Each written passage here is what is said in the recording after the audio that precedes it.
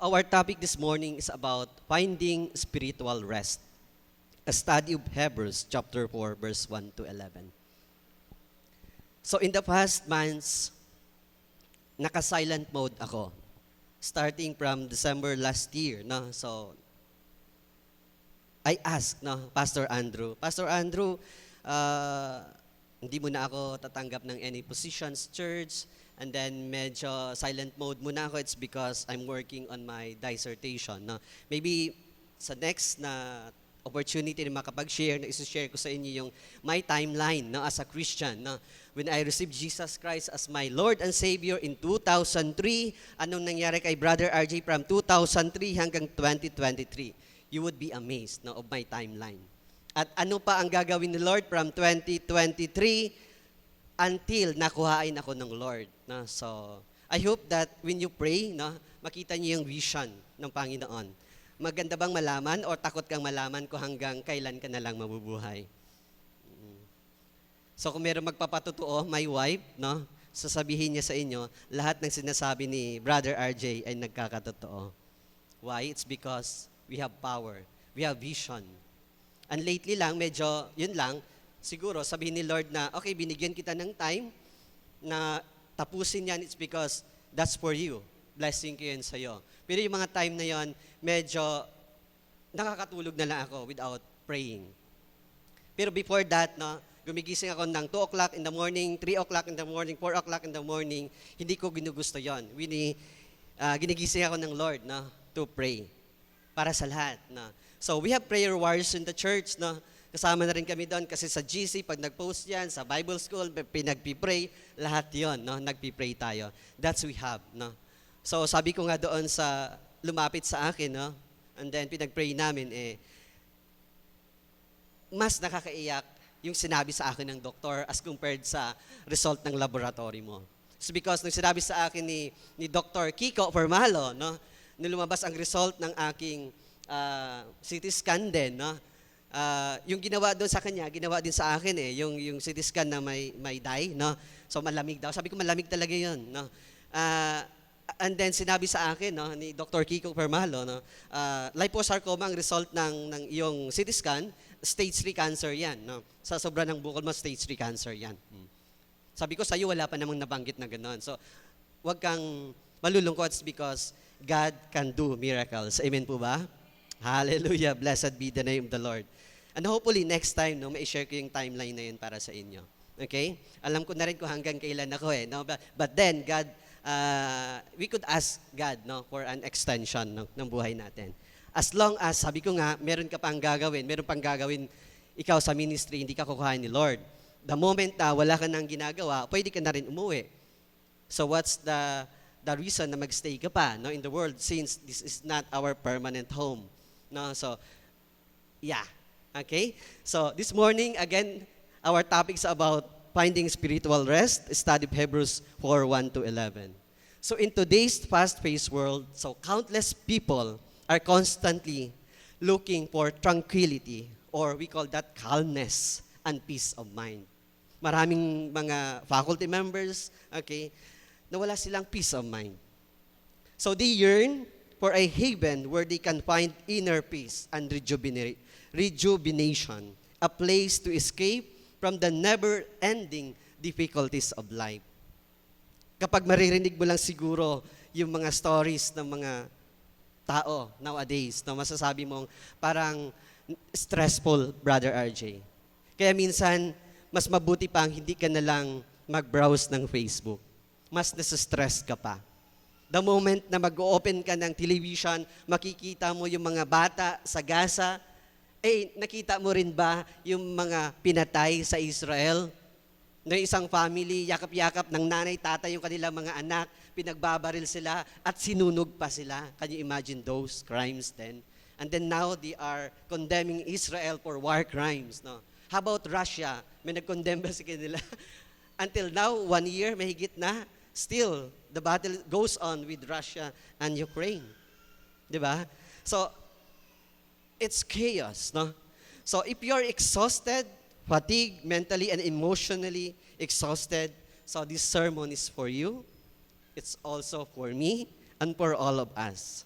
So its profound message serves as an urgent reminder that God extends an open invitation to all to enter and embrace His restorative tranquility or calmness. So the moment na lumapit ka sa Panginoon, there's miracle that's happening. Maaaring sabihin natin, Brother RJ, I'm praying for this for how many years, no? But then the question is, meron ka bang ginawang action para kay Lord? I tell you, every time na lumalapit ako ng Bible school, there's something is happening. And this time na naman, no, when someone from Bible school, Brother RJ, and also Pastor Andrew, no, okay, may subject ka ngayon na hawakan, no, sa Bible school. Praise God, no? And then nagtuturo ako sa Bible school, no? Gabi yun, okay, every Wednesday, no? So may times na pupunta ako ng Bible school and there were times na online naman. And then yung staff from Bible school nag-message, Sir RJ, paano ko sa'yo ipapadala ang honorarium mo? Sabi ko, in the past years, no, I'm doing this for free sa ministry. Sabi ko, it's the same, ilagay mo dyan, donation for Bible school. And now, we are waiting, no? Tapos na yung review ng aming another set of promotion. And hopefully, in few weeks time, lalabas na uli siya. Okay, so yun yung faith na meron ako eh. Okay, so hindi pa siya nangyayari, kiniklaim ko na. I hope ganun din kayo as people of God. So kahit hindi pa nangyayari, yun eh, parang seed siya as mustard seed. No? Never pa siyang mangyayari. No? Or hindi po man nakikita, but then kiniklaim mo na yung blessings na yun. And maybe, that would complete my journey as a Christian. No? But of course, half pa lang yon because I'm 42. No? So I don't think kung i-extend pa ni Lord ng 80 ako, di ba? Or 65 lang ako or less than. No? Who knows? No? Si Lord lang nakakaalam nun. As long as binigyan tayo ng pagkakataon ni Lord, we go sa ministry. Kaya minsan, sinasabi ko, blessed itong mga worship team, the media team. No? It's because maaaring hindi mo sila nakikita ang nag-preach, pero every Sunday nandyan sila. So that's why they are being blessed. Their family is being blessed. Lahat sila are healthy. It's because they are working with the Lord. Pwede bang isang malakas na palakpak sa ating Panginoon? Hallelujah! Blessed be the name of the Lord. Sabi ko nga, kahit naglilinis ka lang sa church, yeah, oo. Or something na magbigay ka lang kay Pastor Andrew ng kay isang stick lang ng coffee. No? You will be blessed. Why? Promise yun ni Lord eh. Try nyo lang subukan. At sabihin nyo sa akin next Sunday, totoo Brother RJ yung binitawan mong salita. Na-bless ako ng Lord. Okay, so the first one, finding spiritual rest, a study of Hebrews 4, 1-11, understanding the Sabbath. So a divine gift for rest and restoration. Take note of this. God rested on the seventh day, not because He was tired. Not because He was tired, but because His work was complete. Several chapters later, God established the seventh day, the Sabbath, as the commandment for His people through Moses. I want you to read Exodus chapter 31, verse 14. The Bible says, "You shall keep the Sabbath, therefore, for it is holy to you. Everyone who profanes it shall surely be put to death. For whoever does any work on it, that person shall be cut off from among his people." So the Sabbath is a day set apart from all other days. So this day was designed to be one of rest for God's people, a day of ceasing to work. Notice that God said, it is a holy day for you. Eh bakit Brother RJ, kung ang Sabbath pala is Saturday, eh bakit nag-worship tayo on Sunday? Because we are not bound to do so because yun yung law na binigay through Moses. But when Jesus came, lahat ay nabago. So that's why Christians all over the world are celebrating on Sunday because it is a holiday for us because yun yung resurrection day. So that's why we do that on Sunday. I want also you to read Luke chapter 13, verse 10 to 17. No? So Jesus heals a crippled woman on the Sabbath.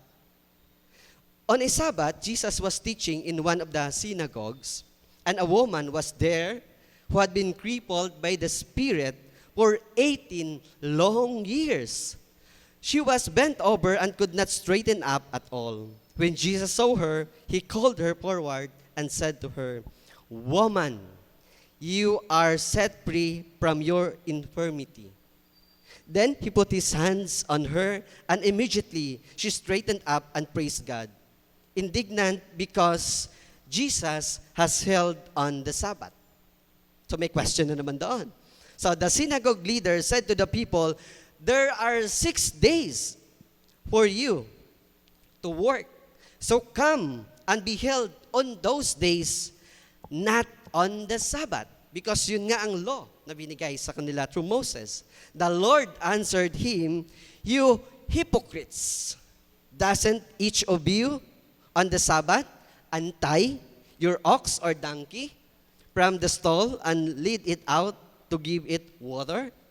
So then should not this woman, a daughter of Abraham, whom Satan has kept bound for 18 long years, be set free on the Sabbath? On the Sabbath day, from what bound her?" When he said all this, all his opponents were humiliated, but the people were delighted with all the wonderful things God has been doing. So a woman was plagued with a spirit of infirmity for 18 long years. So this condition rendered her incapable of standing up straight. However, even though Jesus held her, the synagogue's leader was outraged that he had done so on the Sabbath. Kaya nga maraming nagko-question pa rin sa mga Jewish people. Bakit natin sila kaawaan? Pinorsake nila si Lord. They did not accept Jesus as their Lord and Savior. Nangyari na before, because of their disobedience, in-scatter sila ni Lord. Kasama ang Philippines sa tumanggap sa kanila. That's why meron tayong statue doon sa Israel, parang freedom. Na pag pumunta kayo doon, talagang kinoconsider ng Israel yung Philippines as their friend. Because of that, tayo lang sa Asia ang tumanggap sa kanila nung time of Holocaust. Can you imagine that? So that's why free ang mga Filipinos to go in Israel. But then, something is happening right now. The battle is on. I want you also to read John chapter 9, verse 1 to 9. That Jesus heals a man born blind. As he went along, he saw a man blind from birth.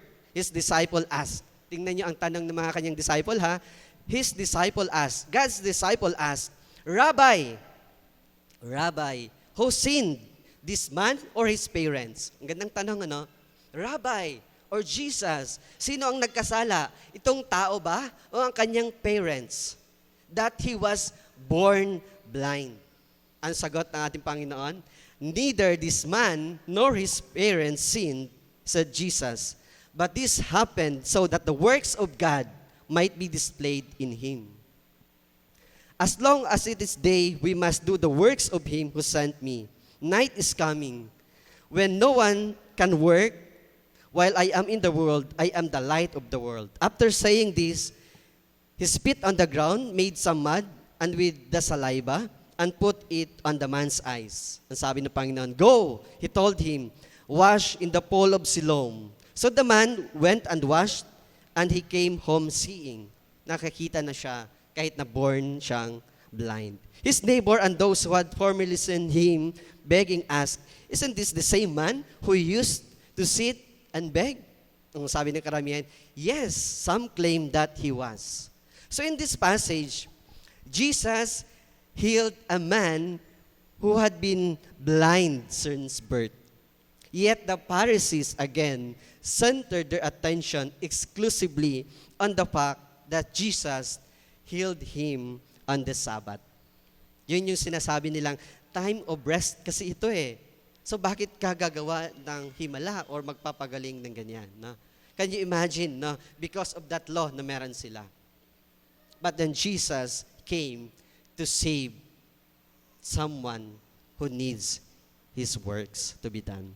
I want you also to read Mark chapter 2, verse 27. In the word of Jesus, The Sabbath was made for man, not man made for the Sabbath. So, the Sabbath is for us to enjoy. The Sabbath was a gift from God to mankind. However, the Jews violating God's commandment. So these rules became exceedingly burdensome for God's people. In reviewing the past, it becomes apparent that God created the Sabbath for the benefit of mankind. So that's the first one. Understanding the Sabbath, it is a divine gift for rest and restoration. So the moment na meron kang nararamdaman, lumapit ka sa Panginoon, and God will restore everything that was lost. Kahit na yung mga frustrations or disappointments mo in the past, God will restore it. Yung ninakaw sa yung promotion, yung ninakaw sa yung negosyo, yung ninakaw sa yung opportunities, no? God will restore them all. Because yun ang promise ni Lord with Abraham, with Isaac, and Jacob. Same with us. The second one, finding God's promised rest. It is a journey of faith and abundance. It is not easy na maging Christian. Sabi ko nga sa inyo, noong year 2003, nung inaccept ko si Jesus as my Lord and Savior in Calvary Foursquare Church, no, in Manila. Doon pa ako nag-work sa Makati City. Sinong pastor ng Calvary Foursquare Church? Pastor Daryl Maghira. No? Okay, so from Makati yon, magta-travel pa ako hanggang Santa Mesa, no, just to attend yung church service. Okay. I could still recall nga din, no. So nung nililigawan ko pa lang si Mrs., no, 'di ba? Pinapili din siya ng parents niya, no. Mag-aaral ka o magbo-boyfriend? Ano pinili niya? Magbo-boyfriend. Hindi mag-aaral. Okay. It's because sa mga Christians, no, lagi sinasabi, huwag kang magbo-boyfriend na hindi Kristiyano. Yun ang mistake niya. Nag-boyfriend siya ng hindi Kristiyano. Ako yun, hindi ako Christian eh. Hindi naman kaming pinanganak as Christian. That's why, nung kasal namin with Pastor and Pastora Silodio, no, so sila ang nag-serve as my parents. No. Wala man lang ni isa from my family na umattend ng kasal namin. That's the persecution na meron. It's because sumunod ako with the Lord. And now, maganda na rin ang relationship with the family. But it would take time.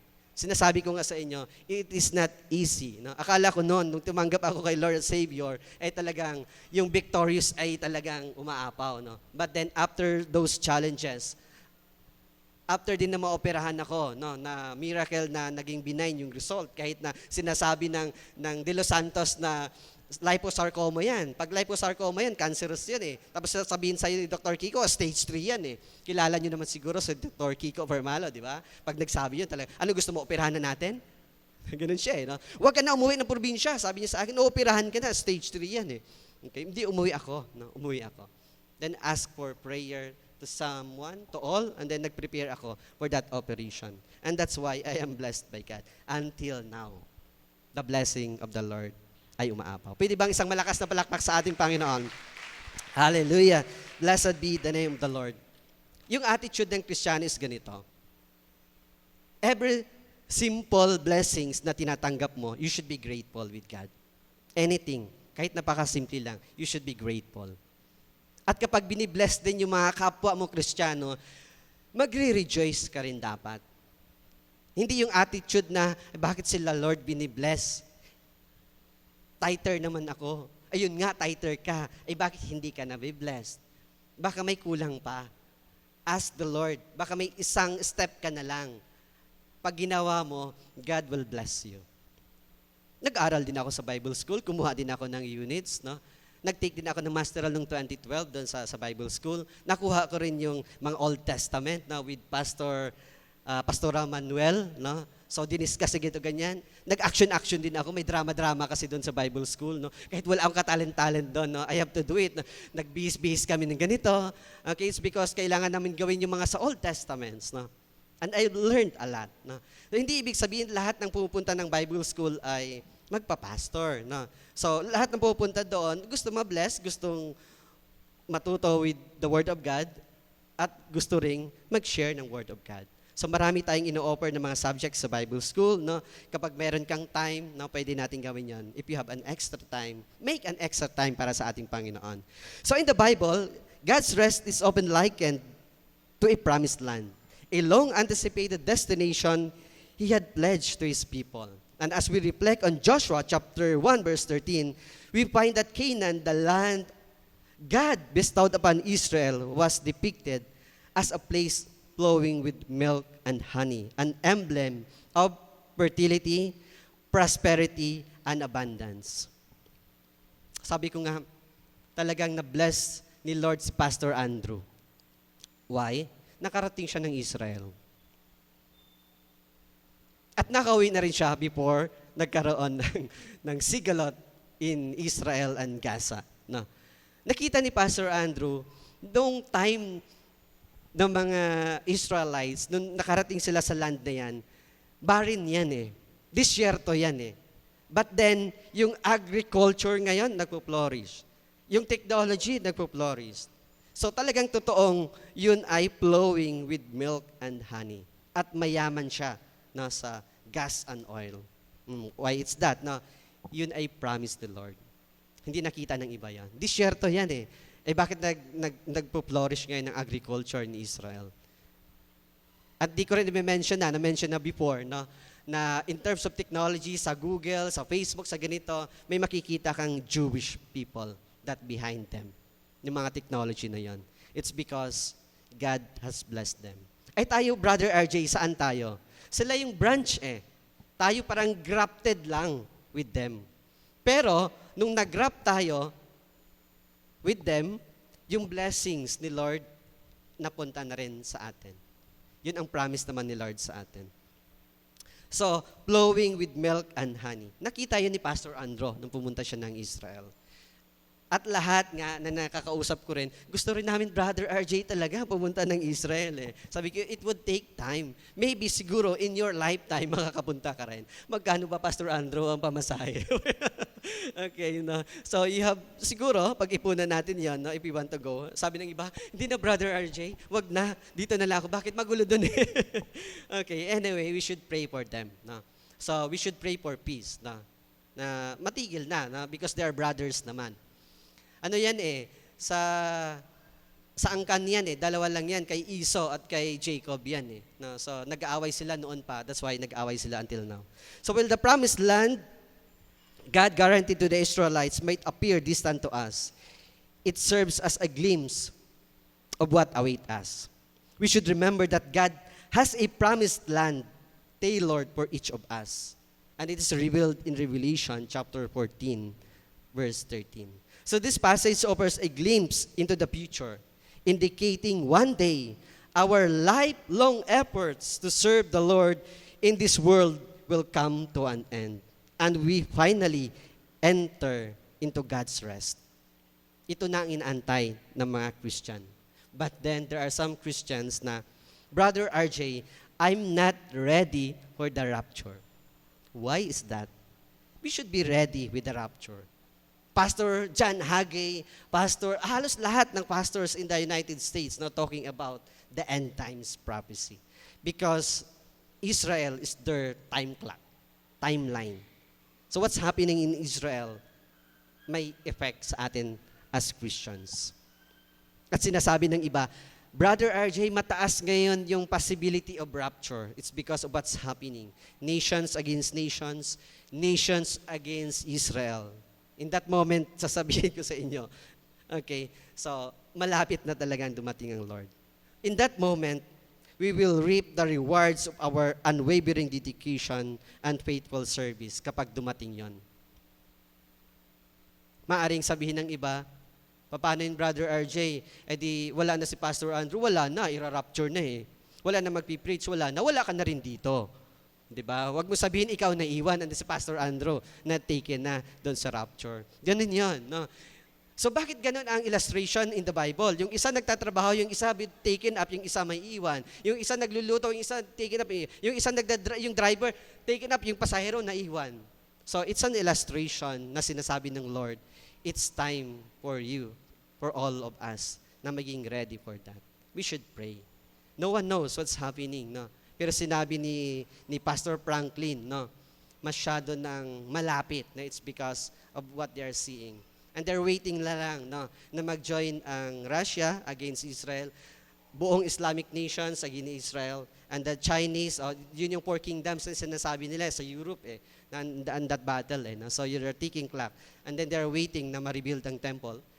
Who knows? No? Wala naman makakapagsabi. It's because only God knows. But then as Christians, no, as fellow believers in Christ, we should be ready for that. So finding God's rest, no, it is a journey of faith and abundance. As long as you have that faith in God, recall nyo lang the time when you accept Jesus as your Lord and Savior. Until now, nakikita nyo yung miracle ng Panginoon. Ipapakita sa inyo ng Lord what will happen in the future. Sabi nga na Mrs., no, parang nakikita mo yung future, alam mong mangyayari ito, alam mong mangyayari ito. It's because God is showing that sa mga mananampalataya. I'm not saying na powerful si Brother RJ or may anointing si Brother RJ, but then, lahat tayo binigyan ng power ng Panginoon. Pwede bang isang malakas na palakpak sa ating Panginoon? Hallelujah! Blessed be the name of the Lord. You have the power to pray for someone. Kaya nga hindi ako nag-hesitate pag-pray yung kapatid natin nung time na yon. Kahit na parang I'm not so ready, no? It's because my prayer time is hindi na rin ganon as before. No, it's because of my task na as college dean, no? And then so on and so forth. Also, of course, I'm guilty with that, no? Kaya buong araw kahapon nakahiga lang ako, no? So, I'm helpless, no? Sabi ko nga makakapag-share kaya ako ng word of God tomorrow. So, parang magme-message na nga sana ako kay Sister Jack, no? Okay? But then, of course, no, I'm trying my best. No? It's because it is a battle. No? So, ito yung mga battle na pinagdadaanan natin. No? So, spiritually, physically, may mga battles tayong pinapagdaanan. No? It's because Satan, the enemy, is working now, double time, against Israel, against the people of God. Eh, bakit hindi si Lord ang kinakalaban niya? Of course, Satan cannot defeat God. So, that's why ang tinatarget ni Satan is the people of Israel. No? So that's why lahat ng mga Israelites ngayon all over the world, no, bumabalik sila ng Israel. Nag-recall sila ng almost 360,000 reserves. No? Sa Europe, from US, bumalik talaga sila ng Israel just to fight for their land. Just to fight for their existence. Yung in-scatter ni Lord noon because of their disobedience, ngayon binabalik sila ng Lord. So what's happening? It's in Revelation. Sabi ko nga, Lord, parang napakaswerte namin na nakita namin itong timeline mo na in our generation nakita namin. But hopefully, hindi namin makita what's after nun. I-rapture mo na kami, Lord, before anything wrong happens sa earth. Okay. And the last one, discovering divine rest. So this is unveiling of God's peace in Christ. As Christians, we have a remarkable privilege of experiencing God's rest in here and now. So numerous aspects of the Sabbath symbolizes the arrival of Jesus Christ as the promised Messiah, offering eternal rest to His people. In the Old Testament, the Jewish community relentlessly sought salvation by striving to earn God's favor, attempting to adhere to an array of rules encompassing ceremonial, temple, civil laws, and more. Ay bakit, Brother RJ, kung protected ni Lord ang Israel, bakit hindi nila na-foresee? Sila yung may pinakamagandang army in the world. Sila din ang may latest technology because of the United States. Bakit hindi nila na-foresee? It's because meron din silang judicial crisis. Very strong na rin ang politics in Israel. Hindi na rin sila nagkakasundo as one. That's the reason.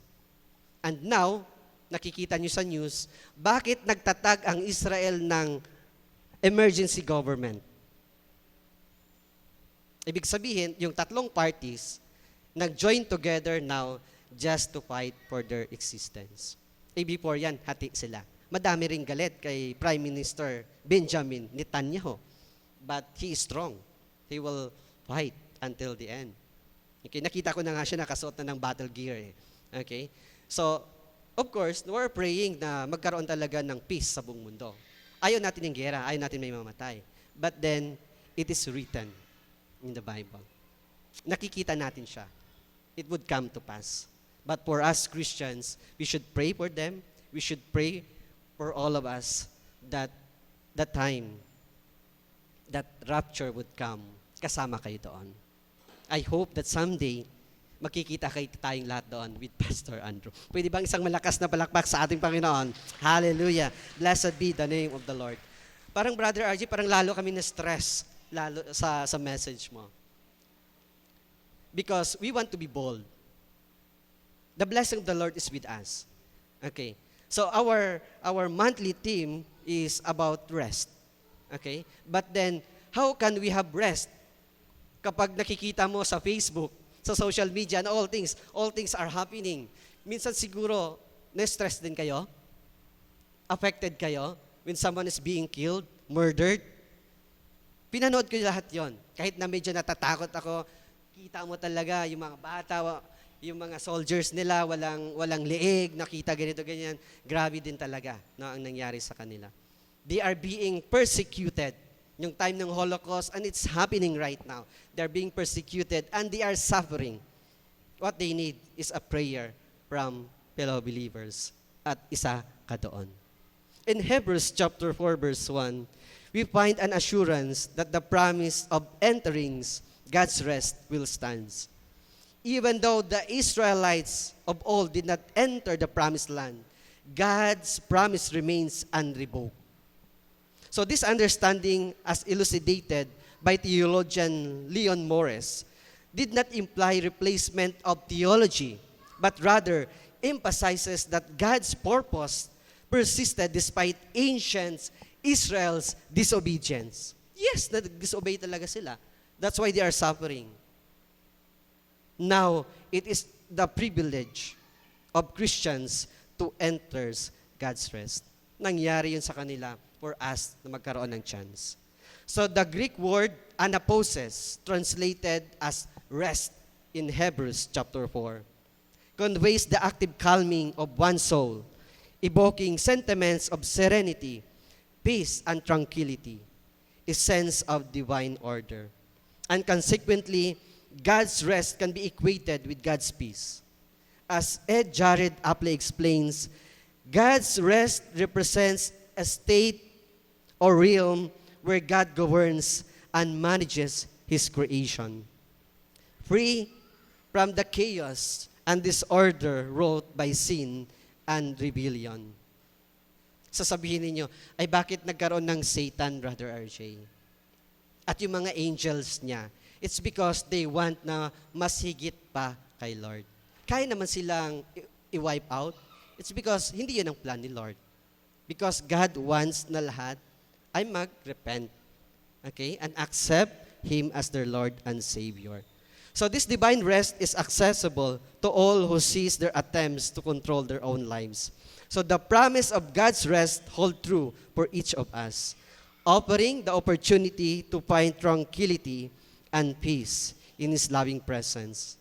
As I close for our conclusion, so it is crucial to heed the profound warnings found within the pages of the Bible. How many times niyong na-read yung Bible? How many times niyong nadaanan ang Book of Revelations? If you want to know something, what's happening in the world right now, I encourage everyone to read the Book of Revelations. So among these admonitions, we are strongly cautioned against the peril of hardening our hearts. When we encounter God's voice, our response should be one of attentive listening and unwavering obedience. When you pray, hindi yon one-way communication. That when you pray, Lord, I want this one. Lord, I want you to protect this one. Lord, ganito, ganyan. And then, that's the end. Tapos na. Tapos na ang prayer ko. That's one-way communication.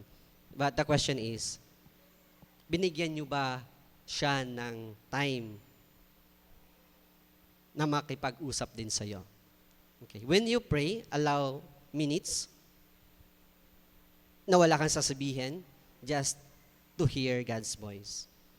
And will speak to you. Not literally na makarinig ka ng voice, but there are some pastors na nakarinig ng voice, pero kung hindi pina-experience ni Lord sa'yo, try mong magbukas ng Bible. The pages, ililid yun ni Lord doon. So the message ng Lord ay nandoon if you are faithful doon sa prayer. So prayer with God is a two-way communication. You pray, ask for something, and you wait for the answer. Sasabihin sa'yo ni Lord, be patient. In the year, ganito, ganyan, you will receive that blessing na pinag-pray mo. So we are blessed that there are some pastors talaga na binigyan ng gift ni Lord na makakita ng future. Vision. Speaking of tongues. At yung iba, may gift of healing. No? So there's one time when nagpipray din ako, pinakita yun ni Lord sa akin yung mga gifts. No? Okay, natakot akong pumili. No? It's because there's great responsibility. No? So parang tatanggapin ko yung gift of healing and then you have to pray for someone. Okay, and then of course, yung feeling ko that time, no, pag tinanggap ko itong gift of healing, no, maraming pupunta sa bahay, maraming ganito magpipray, parang di ko yata kaya Lord yung ganitong mga bagay. No? Okay, and then, ang daming gifts na pwedeng ibigay sa'yo ng Lord. No? And then I choose na mag-teach sa Bible school. No? So, since yun naman ang binigay sa akin ni Lord as my profession, so magti-teach ako sa Bible school for free hanggang sa last time na kuhain ako ng Lord. Pwede bang isang malakas na palakpak sa ating Panginoon? Hallelujah! Blessed be the name of the Lord. I'm not saying na lahat kayo pumunta ng Bible school, ha? Okay, so kahit na mag-donate ka ng ganito, you will be blessed. No? Kahit magbigay ka sa ating mga pastors, anyone sa ating mga pastors or sa church, anything na ginagawa mo sa church, noted yun ng ating Panginoon. Kahit lang nag-arrange ka ng flowers, you cannot preach, you cannot teach, but you can arrange flowers. God will bless you and your family. Your generation to generation to generation. Bakit nagpa-prosper, Brother RJ, ang Ujongan Foursquare Gospel Church? It's because of the elders. It's because of the pastors na nag-strive before us.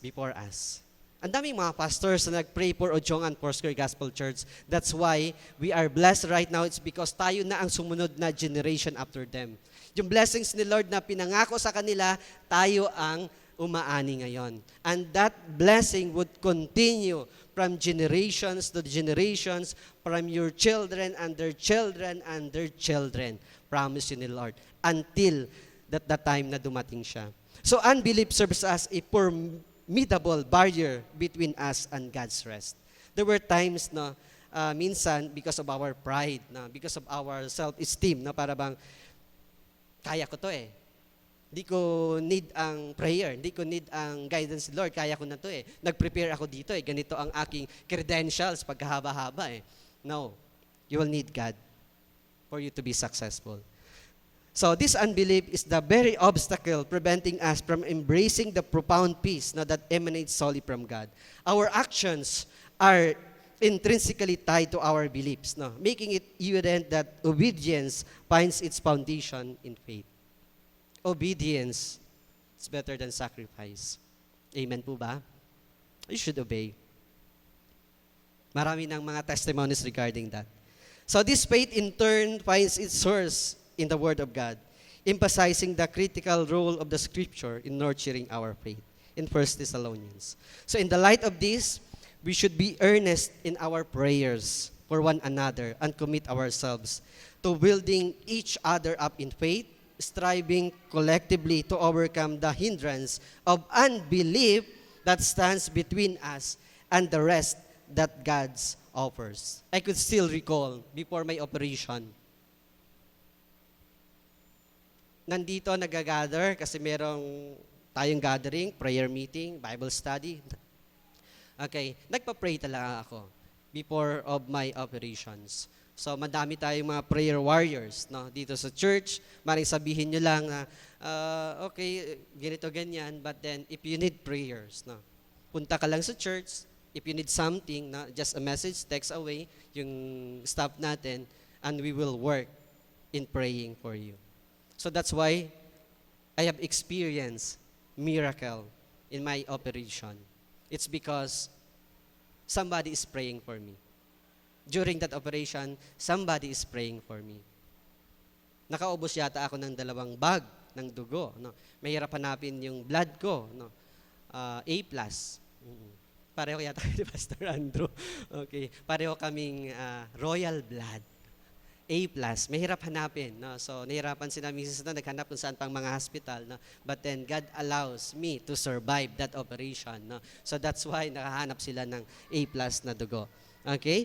So, my keyword as your takeaway this morning, no, is find rest. Okay? So, what does mean find rest? No? Finding inner new dimensions of renewed existence through the spiritual tranquility. Wala tayong ibang lalapitan kundi ang ating Panginoon. Pwede bang isang malakas na palakpak sa ating Panginoon? Hallelujah! Blessed be the name of the Lord.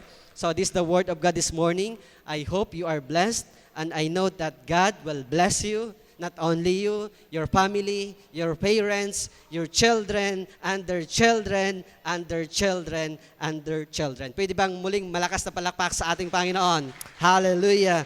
Blessed be the name of the Lord.